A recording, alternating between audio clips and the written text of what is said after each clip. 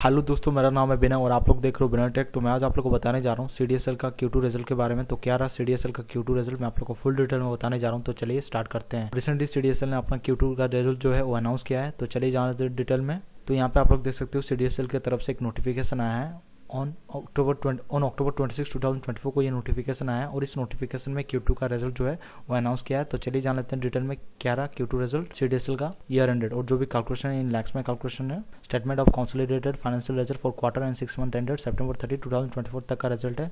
और जो भी कैलकुलेशन इन लैक्स में कैलकुलेशन है quarter ended, 6 month ended, year ended. Total income current quarter में 38,851.30 और उससे पहले क्वार्टर में 28,689.70 और उससे पहले क्वार्टर में 23,011.65। तो क्वार्टर ऑन क्वार्टर बेसिस पे इनकम बढ़ा है और ईयर ऑन ईयर बेसिस पे भी इनकम बढ़ा है।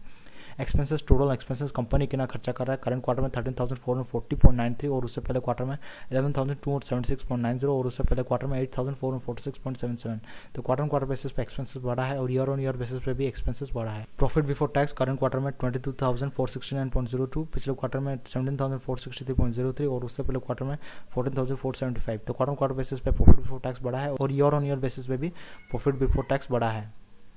Net profit after tax current quarter में 16,195.78 और पिछले क्वार्टर में 13,416.72 और उससे पहले क्वार्टर में 10,897.21। तो क्वार्टर ऑन क्वार्टर बेसिस पे नेट प्रॉफिट आफ्टर टैक्स जो है बढ़ा है और ईयर ऑन ईयर बेसिस पे भी नेट प्रॉफिट आफ्टर टैक्स बढ़ा है। Total comprehensive income current quarter में 16,161.72, पिछले क्वार्टर में 13,382.75 और उससे पहले क्वार्टर में 10,919.79। तो क्वार्टर ऑन क्वार्टर बेसिस पे कॉम्प्रिहेंसिव इनकम बढ़ा है और ईयर ऑन ईयर बेसिस पे भी कॉम्प्रिहेंसिव इनकम बढ़ा है।